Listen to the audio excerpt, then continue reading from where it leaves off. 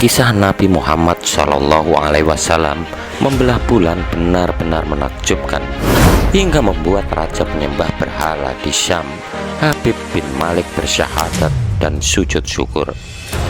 Namun tidak demikian dengan Abu Jahal dan pengikutnya yang menyebutnya sebagai sihir. Bukti kebenaran Nabi Muhammad SAW membelah bulan ini dapat kita lihat dari gambar yang dirilis oleh NASA beberapa tahun silam. Terbelahnya bulan merupakan salah satu mukjizat agung Nabi Muhammad SAW. Kisah ini juga diabadikan Allah Ta'ala di dalam Al-Quran. Telah dekat datangnya saat itu telah terbelah bulan. Al-Quran Surat Al-Qamar ayat 1. Yang dimaksud dengan saat itu ialah hari kiamat atau saat kehancuran kaum musyrikin. Terbelahnya bulan merupakan suatu mukjizat Nabi untuk membungkam Abu Jahal dan pengikutnya yang selalu menentang Nabi. Adapun kisah hadis yang meriwayatkan peristiwa terbelahnya bulan terjadi pada masa Rasulullah SAW masih di Makkah sebelum hijrah ke Madinah. Dari Abdullah bin Mas'ud radhiyallahu anhu berkata, bulan terbelah menjadi dua pada masa Rasulullah. Lalu beliau bersabda, saksikanlah oleh kalian. Hadis riwayat Muslim nomor 5010.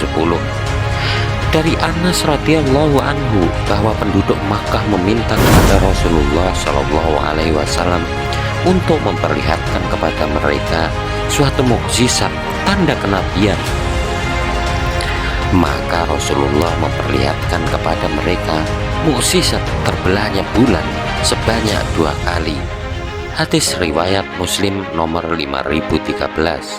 Dalam terjemahan kitab Durratun Nasyihin bab mukjizat Nabi Muhammad karya Syekh Utsman bin Hasan bin Ahmad Asy-Syakir Al-Kaubawi dikisahkan bahwa zaman Rasulullah hiduplah raja bernama Habib bin Malik di Syam.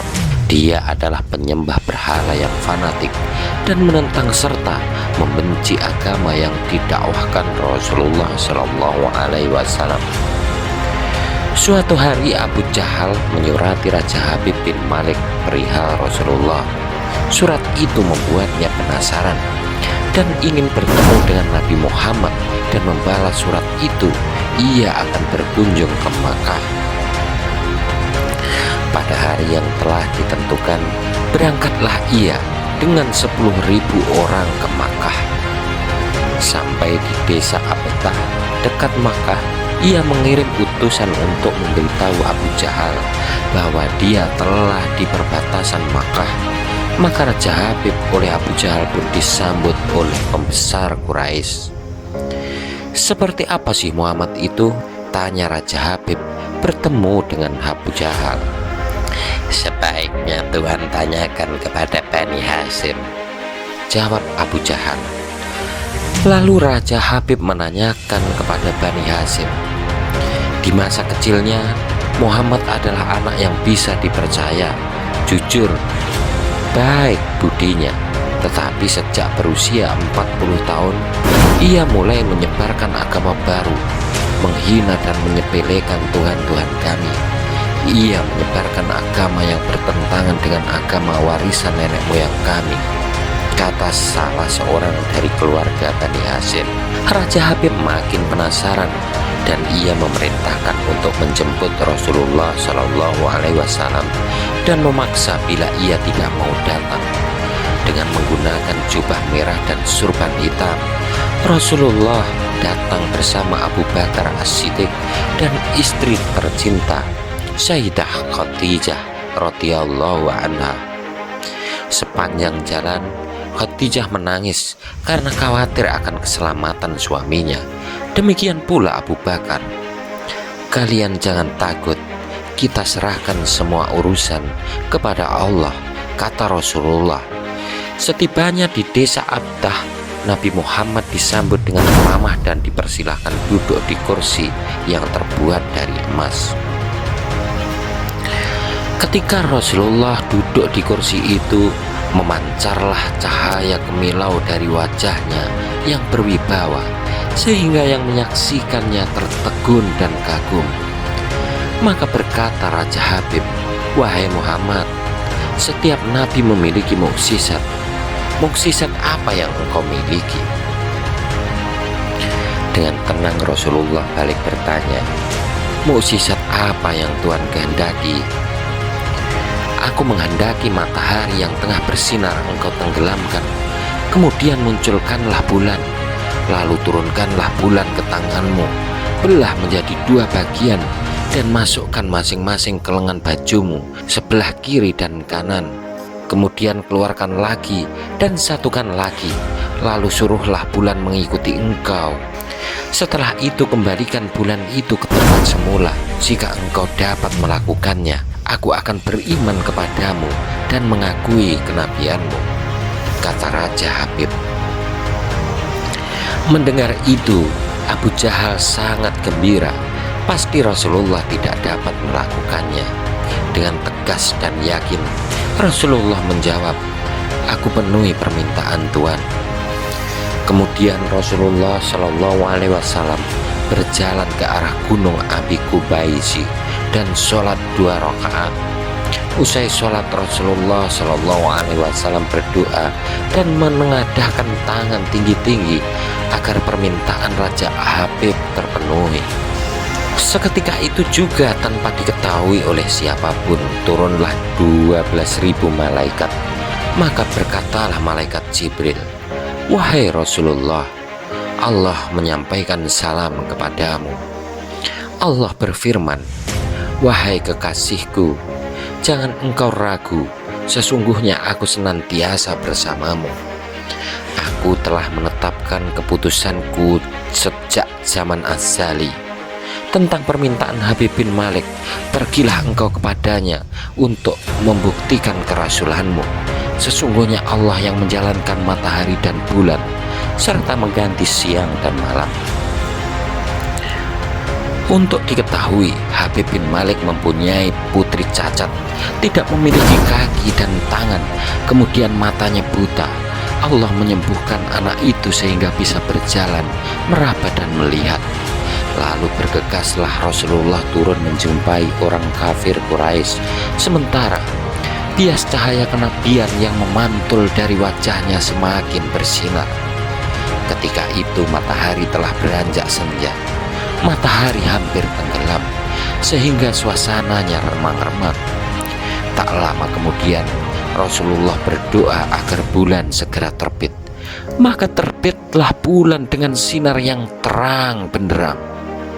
Lalu dengan 2 jari Rasulullah Shallallahu Alaihi Wasallam mengisyaratkan agar bulan itu turun kepadanya. Tiba-tiba suasana jadi amat menegangkan ketika terdengar suara gemuruh yang dahsyat. Segumpal awan mengiringi turunnya bulan ke tangan Rasulullah. Segera setelah itu beliau membelahnya menjadi 2 bagian. Lalu beliau memasukkan ke lengan baju kanan dan kiri. Tidak lama kemudian beliau mengeluarkan potongan bulan itu dan menyatukan kembali. Dengan sangat takjub, orang-orang menyaksikan Rasulullah menggenggam bulan yang bersinar dengan indah dan cemerlang. Bersamaan dengan itu, bulan mengeluarkan suara, "Asyhadu an la ilaha illallah wa asyhadu anna Muhammadar Rasulullah." Menyaksikan keajaiban itu, pikiran dan perasaan semua yang hadir terguncang.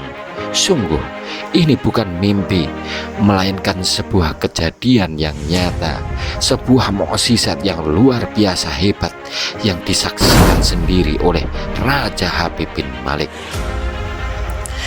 Ia menyadari itu tak mungkin terjadi pada manusia biasa, meski ia lihat dalam ilmu sihir sekalipun. Namun hati Raja Habib masih beku, maka ia pun berkata, "Aku masih mempunyai syarat lagi untuk mengujimu."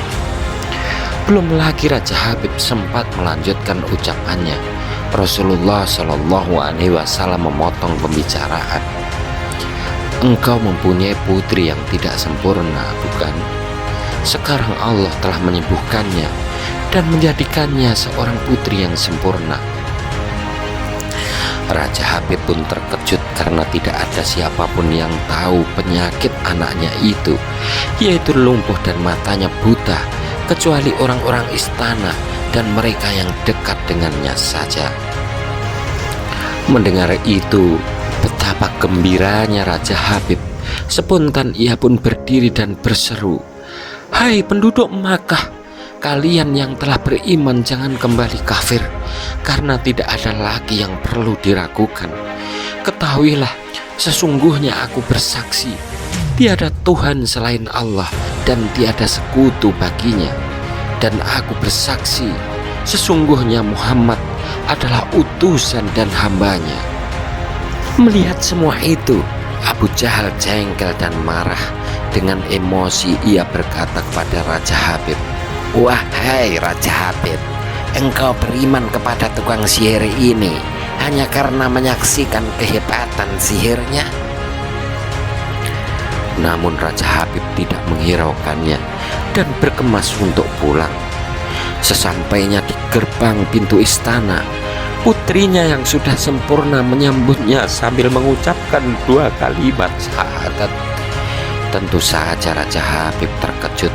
"Wahai putriku, dari mana kamu mengetahui ucapan itu? Siapa yang mengajarimu?" "Aku bermimpi didatangi seorang lelaki tampan rupawan yang memberitahu ayah telah memeluk Islam. Dia juga berkata, jika aku menjadi muslimah, anggota tubuhku akan lengkap. Tentu saja aku mau. Kemudian aku mengucapkan 2 kalimat syahadat," jawab sang putri. Maka seketika itu Raja Habib pun bersujudlah sebagai tanda syukur kepada Allah.